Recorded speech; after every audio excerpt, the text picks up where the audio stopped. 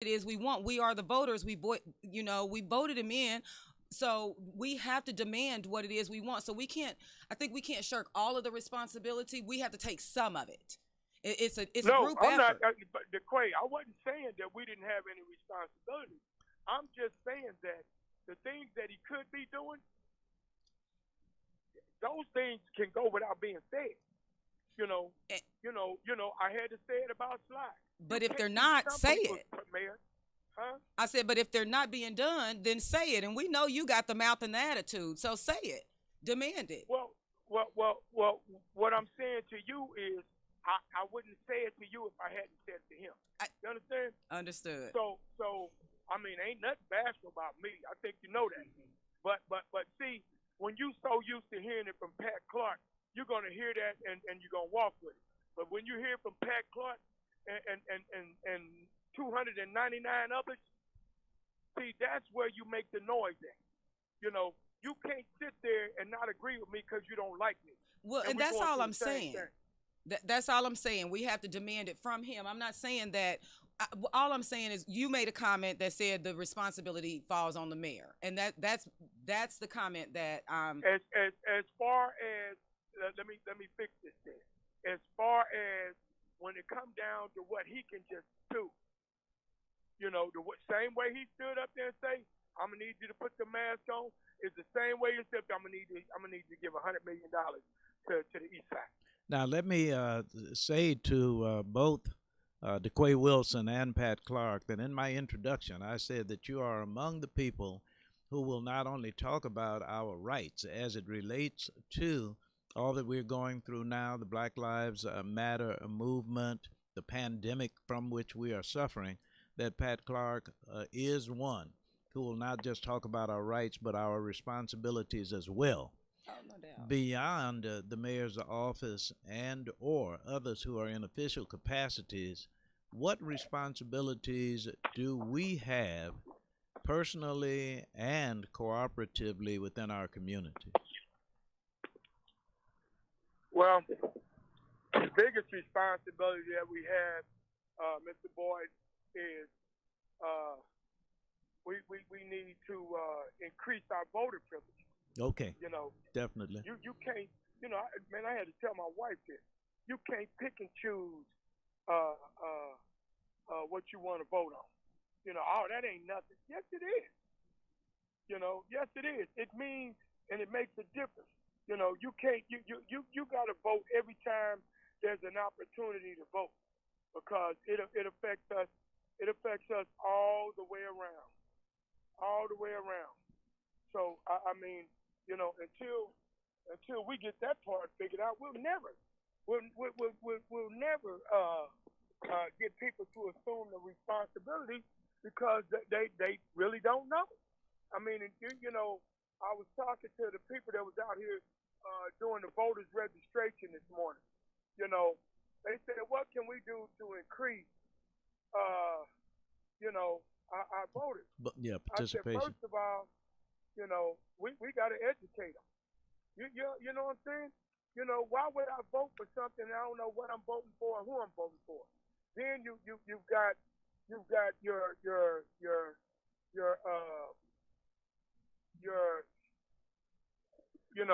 organizations that are supposed I say supposed to Active, educate us. You yeah, know, uh, community activism. and it's not being done. When you have organizations that have been around 50, 60 years and they're not out here knocking on doors like they used to do back in the day. It's a call for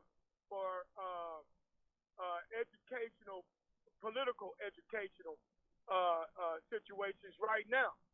But when you have people 35, 40 years old just now registering to vote today, Yes. I know because I seen it. I flagged down people and had these people sign up to register, Mr. Carl. So what I'm saying is, when you have organizations that have been around forever and they don't do the things they used to do, these are things that affect us in the long run in our community.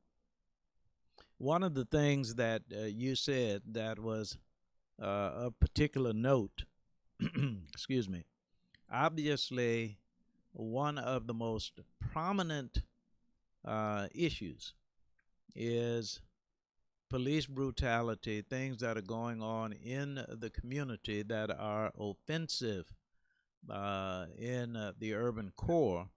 And you were talking about the fact that while that is true, we also have a responsibility to reduce crime among ourselves. Do I have that right?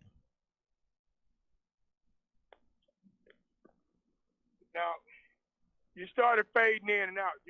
Oh, For those that don't know, we still having a phone conversation. oh, by the way, can you hear me in this complete sentence right now? Yeah, I can hear you now. Go ahead.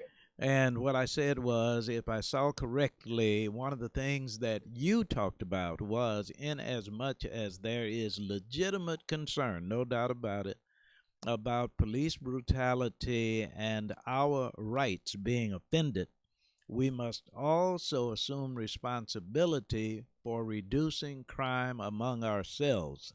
Did I get that right? Yeah. I mean, you couldn't have said it no better than that. I heard you mention Black Lives Matter. Now, I did a march like 2 Mondays ago. Yes. And it was called Black Lives Matter, but to who? So, I got a phone call from the police department. There was a chaplain who wanted to get involved. She wanted to co-sponsor, whatever they call it. And my problem was the lady sent out a second flyer, and the flyer didn't say, it said Lives Matter. I'm like, wow, you just disrespected me right there. 2, you took out all the people that I acknowledged that I sent the invite to. 3, what really got me was that this person never reached out to me. Never, that was a total disrespect to me. And that's the way I took it, and that's it. But the whole Black Lives Matter thing, even with the kids on the plaza, Mr. Boyd, I went to them and I'm saying, so what is your conversation? What are you marching for? Because Black Lives Matter. I said, Jill. Now, who? I've never seen you in my neighborhood. I've never seen you. I said, where are y'all at when Poo Poo killed Ron Ron? He said, who? I said, exactly. When a black man kill a black man, because see, we kill us all day, every day in America. Cop kill, till recently, a cop kill a black man every now and then, but every time it happens in Kansas City, we run right to the plaza. You know what I'm saying? We run to the plaza, and mostly the people that's over there, they don't come from the neighborhood I come from. The people that broke out the windows, they don't come from my neighborhood. The people that supported that stuff don't come from my neighborhood. So when you talk about a Black Lives Matter and you don't support the people that's being killed by the black lives that's being taken by a black life, because see, in our neighborhood, when you kill somebody black and you black, both sides of the street get everybody, both sides are losing somebody, whether you the killer or you the victim. So I can't understand how a Black Lives Matter, and it only matters because somebody with the police department, they took a life.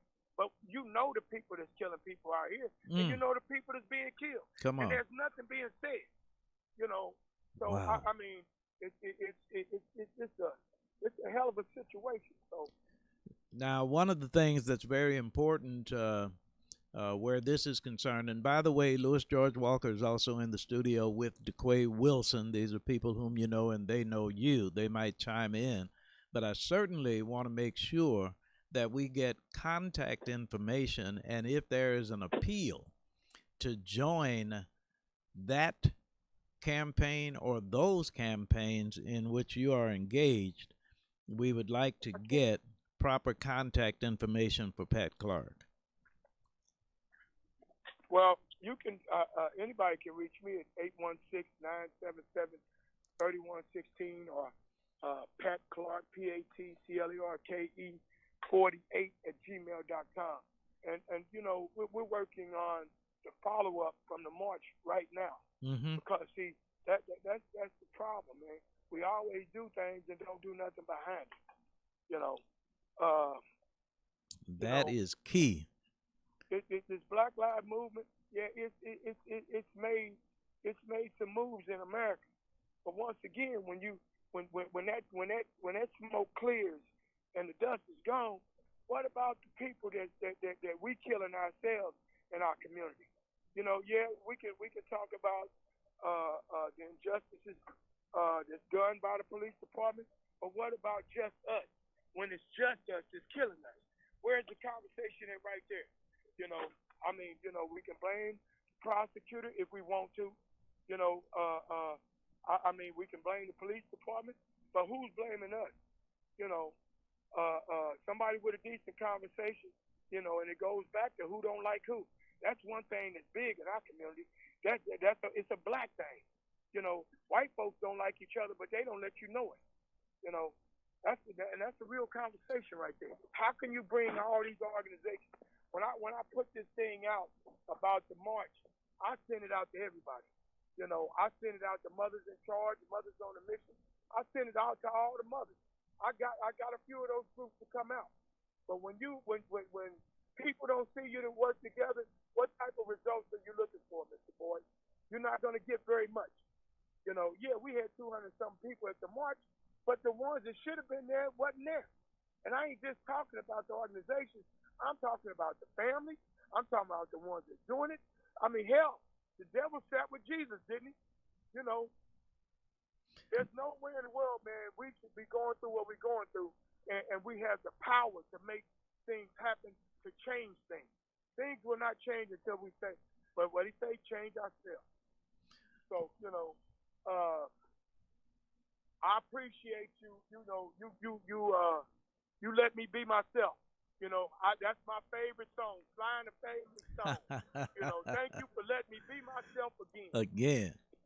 Well, there is a particular reason, and before I mention that, let me make sure that Brother Louis George Walker, Sister DeQuay Wilson, will say to Pat Clark what they have on their minds. Brother Clark, here is Louis George Walker. Well, good afternoon, Pat. Hey, Mr. Walker. Hey, good to be talking with you and stuff. We had to get you back up here in the studio again too. Yes. But I think you hit on a key point. I can barely hear you, Mr. Walker. I don't know if it's because my volume's all the way up. Oh, okay. All right. Well, I'll try and speak just a little bit louder. But I think you hit on a key point of saying that we've got to have follow-up. There's a lot of new, younger people that are getting involved through the Black Lives Matter now, but they have to, you know, we've got to follow up with them. Some of the other groups that are established need to follow up with these young people to get them involved on the ongoing basis. That's my point, and I think that you're saying some of the same things, so I agree with you there.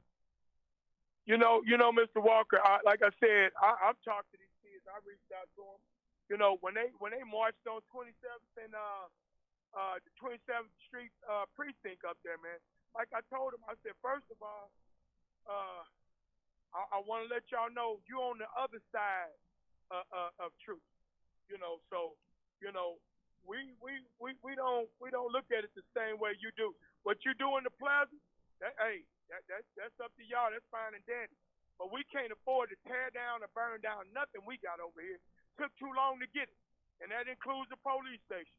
You know, and they talking about.